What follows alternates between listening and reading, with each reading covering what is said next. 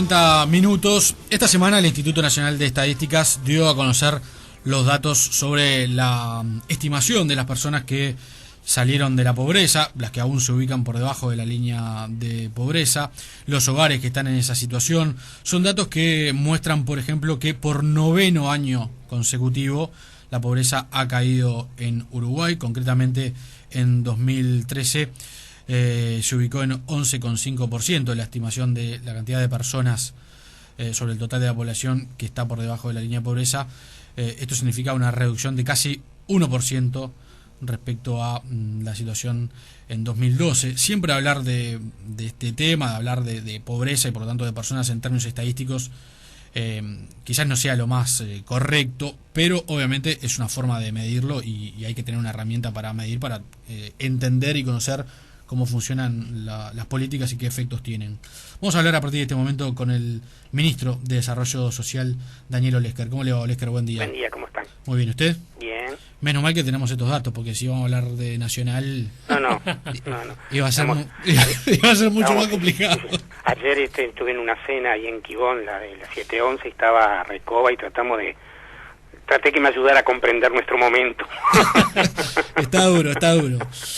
Bueno, ¿qué evaluación hace de estos datos que son fríos en los números, pero que tienen un significado obviamente atrás? Sí, pero son datos, ¿no? Sí. Es decir, con el salario real pasa lo mismo. Así se creció el salario real, hay algunos trabajadores que sienten que le creció y otros no, porque es un promedio, digamos, ¿no? Pero yo creo que este dato de pobreza, digamos, a mí por lo menos tiene tres lecturas importantes, digamos, ¿no? La primera es lo que tú mencionabas al comienzo, que es la tendencia, ¿no? O sea, cuando 9 años consecutivos un indicador mantiene su línea de tendencia, digamos, su ritmo, su línea de tendencia, es que se ha consolidado un conjunto de herramientas que permiten bajar la pobreza. Y si uno mira esos 9 años y los compara con el crecimiento del PBI, por ejemplo, va a ver que no hay una correlación exacta. Es incluso en el 2009, que prácticamente el PBI creció muy poquito, fue uno de los años que más bajó, digamos, ¿no? O sea, lo que hay es un conjunto de políticas, que yo mencionaría, ahora voy a mencionar en mi segundo punto cuáles, que lo que hacen es que esto sea una tendencia, que es muy difícil que se revierta esta tendencia. El segundo elemento es que cuando uno mira el ritmo de descenso, del 39.9, o sea, 40% de la pobreza en el 2004 a hoy, va viendo que el ritmo es más rápido al principio, ¿no? Aproximadamente 1 millón de personas dejaron de ser pobres entre 2004 y 2013, es una cifra muy importante, y a medida que se va llegando a núcleos más duros de la pobreza, sectores, digamos, que tienen una historia de pobreza, digamos, ¿no? Que no fue simplemente que vino una crisis como la del 2002, perdió su empleo y su situación cayó bajo la línea de pobreza, sino que viene de historia, empieza a ser cada vez más difícil. Entonces, si uno mira los ritmos, ahora este año cayó 0,9, el año pasado había caído 1,3, y sin embargo, en el 2008, 2007 habían caído 7, 8 puntos en un par de años, digamos, ¿no? Entonces, segundo punto, estamos necesitando, como lo venimos haciendo, sobre todo desde 2011, algunas políticas diferentes para abordar este problema. Y lo tercero es decir, bueno, ¿qué explica esto, digamos, no? O sea, ¿por qué un hogar que hasta hace 10 años, 7 o 3, sus ingresos no le permitían superar la línea de pobreza, hoy sí se lo permite? Y básicamente la principal explicación, la explicación que yo diría es el centro, es la política salarial, digamos, ¿no? O sea, el ministro Bayardi entregó hace 2 consejos, un resumen de los consejos de salarios de esta administración, o sea, la ronda 2011 y la ronda 2010 y la ronda 2013, y los salarios más bajos en las 2 rondas incrementaron por encima de la media, digamos. O sea, si en una rama el laudo aumentó 3%, los más bajos un 7%.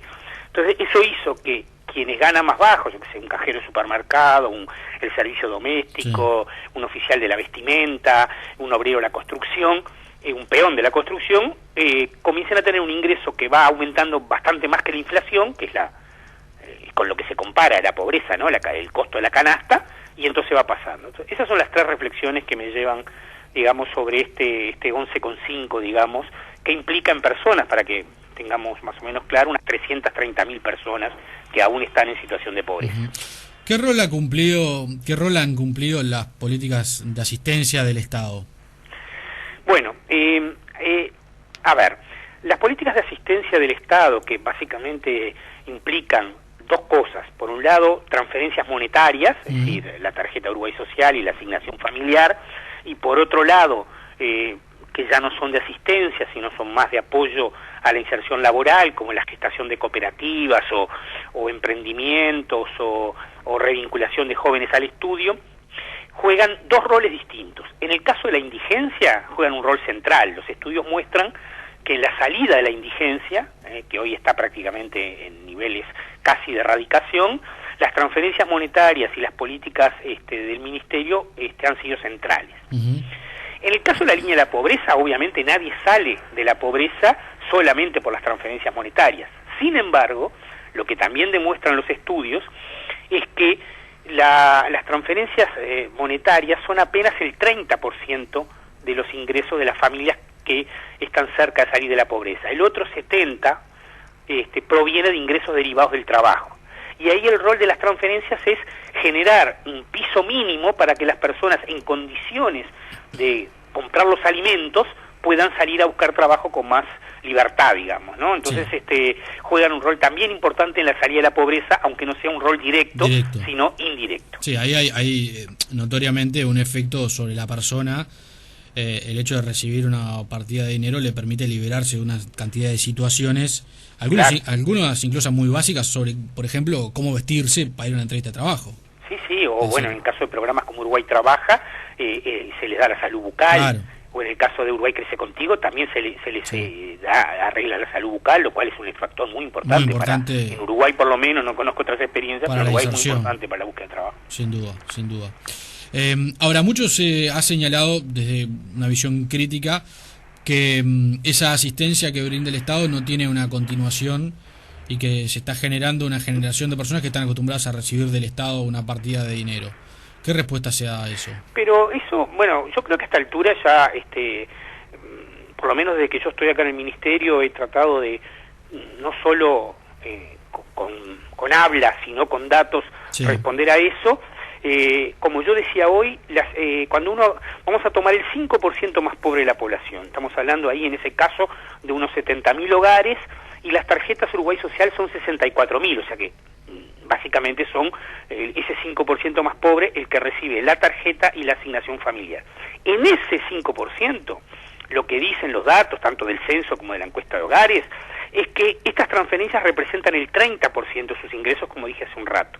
Por lo tanto, no hay en Uruguay, al menos en Uruguay, bueno, hay casos excepcionales obviamente, pero en general no hay personas que vivan de las transferencias monetarias. Más bien sucede lo contrario, lo que tú decías antes, de que con ese piso salen en mejores condiciones a buscar trabajo. No hay evidencia de ningún tipo que diga que las personas viven de las transferencias del Estado. Esto no es así. Hay otra cosa que puede ser discutible y es, bueno, ¿desde qué nivel de ingreso se considera que una persona deja de ser pobre? ¿Es un nivel de ingreso razonable o es un nivel de ingreso muy bajo? Yo creo que es muy alto. Uruguay tiene una pobreza, porque a ver, esto de empezar a calcular la pobreza empezó allá en el año 61, 62, con un economista de la CEPAL que se llamó Óscar Altimir, por eso incluso la canasta de pobreza se llama la canasta de Altimir, digamos, ¿no? Que mide una línea de indigencia, que es una canasta básica alimentaria pura, y una línea de pobreza, que es una canasta básica alimentaria con servicios de salud, de educación, de transporte, etcétera, etcétera. CEPAL mantuvo desde el año 61 ese cálculo para toda América Latina, y con eso compara. Con la línea CEPAL, Uruguay, en lugar de tener una pobreza de 11.5, tiene una pobreza de 7.8. Esto lo presentó, no sé si se recuerdan, Clarissa Hardy cuando vino a Uruguay el año pasado, que presentó los datos comparados de pobreza CEPAL en toda América Latina, y Uruguay era la más baja y estaba en 7.8. Quiere decir que los niveles para calcular la pobreza son más exigentes. Nuestra línea de pobreza es más exigente, no tanto en la canasta básica alimentaria, que en general es la canasta de Altimir y es más o menos la misma, sino en qué se le agrega, digamos, ¿no? Por ejemplo, la canasta básica alimentaria es un tercio más o menos del total de la línea de pobreza. Entonces es muy exigente. Voy a dar un número. En Montevideo, un hogar de 4 personas tiene como línea de pobreza, o sea, a partir del cual alrededor de unos 30.000 pesos. Entonces quiere decir que estamos pensando que es bastante exigente, porque no todavía quedan salarios que trabajando incluso las dos personas podrían no pasar los 30.000 pesos líquidos. Es un poco más baja en el interior urbano y es bastante más baja en el interior rural. Pero es exigente, sí, es relativamente exigente y es más exigente que en el resto de la región. Y así que la canasta para una familia de 4 miembros está ubicada en unos 30.000 pesos. La línea de pobreza, ¿no? Que es una canasta que no necesariamente representa más que lo que la estadística dice que se necesita para salir de la pobreza. Claro. No es una no es una satisfacción de necesidades, no tiene valor normativo, tiene un valor estadístico para el cálculo de la línea de pobreza. En Montevideo es, si no recuerdo mal, ahora tengo el número acá, 8.500 per cápita, o sea que si uno lo multiplica por 4 personas en el hogar, anda en ese número que tú decías. Ahora, ahí cuando se calculan 8 miembros de una familia, en realidad no trabajan. Es difícil, 4 miembros y es difícil que trabajen los 4. No, pero el cálculo es en términos de consumo, ¿no? La línea de pobreza lo que mide es el consumo. Claro, si en esa familia de 4, que tiene que tener 30.000 pesos, trabajan 2 o trabaja 1, a efectos de la línea de pobreza es lo mismo, porque lo que importa es el ingreso al hogar, digamos, ¿no? Está claro, está claro. Usted, debo reconocerle que hizo un comentario bastante polémico hace unos días en los informativos comentando estos datos, cuando dijo que prácticamente la indigencia está a niveles de eliminación. La indigencia por ingresos, ¿no? Sí. Sí. A ver. Sí, a su vez yo mismo he dicho, y hay cosas escritas por mí, de que si nosotros miramos la pobreza extrema desde el punto de vista estructural, no solo no llegar a la canasta básica de alimentos, que es lo que mide este 0,5, digamos, ¿no? Yo he dicho que anda en el orden del 5%, así que hay un 5% de hogares que todavía tienen condiciones, a pesar de haber superado la línea de indigencia por ingresos, que en términos de vivienda, en términos de nivel educativo y demás, se pueden considerar de pobreza estructural. Eso lo he dicho y lo afirmo, digamos, ¿no? ¿Y un indigente quién es en ese cálculo? Por ingresos, solo aquel que gana menos de la canasta básica alimentaria. Que en esos 8.500 que decíamos en Montevideo, ahora no lo tengo en la memoria, habría que mirar el informe que salió ayer, pero creo que anda en el orden de los 2.500 pesos per cápita. Y la línea de indigencia, digamos, ¿no? Por ingresos. Sí, siempre por ingresos. Por eso, la que yo sostuve que está radicada es por ingresos. Eso, ¿a qué nos lleva? A pensar de que si la línea de indigencia por ingresos está prácticamente radicada y la estructural está un poco más arriba, hay que trabajar otras políticas complementarias a los ingresos que permitan sostener esa mejora de ingresos. Claro, porque uno sigue viendo personas, por ejemplo, que viven en la calle. No, por eso, claro. Sí, claro. Por eso, que no tienen ningún ingreso o tienen un ingreso. Bueno, ahí habría que ver cuánto. No olvidemos que en calle son unas 1.200 personas. Como esto es una encuesta de hogares, en 1.200, en 3 millones, hay que ver cuántos le toca estar en la encuesta, ¿no? Claro. Esto es un problema estadístico, ¿no? Sí. O sea, ahora, escapa. Ese núcleo duro que es el que impacta, porque uno lo ve viviendo en la calle, y además muchas veces se dice que históricamente ha habido personas que viven en la calle por distintas circunstancias, muchas veces tienen que ver con las enfermedades mentales. Ahora claro. Uno ve mucha gente joven, ve muchas mujeres jóvenes Total. En la calle.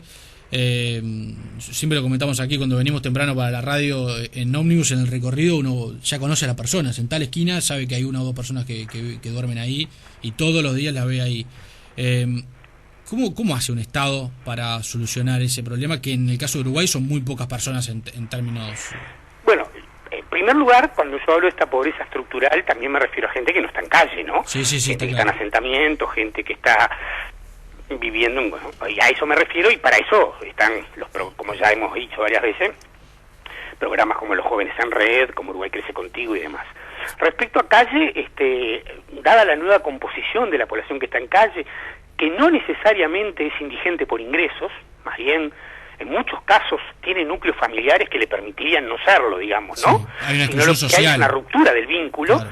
como tú decías, o por consumo de sustancias, o por temas de salud mental, o por violencia doméstica, digamos, ¿no?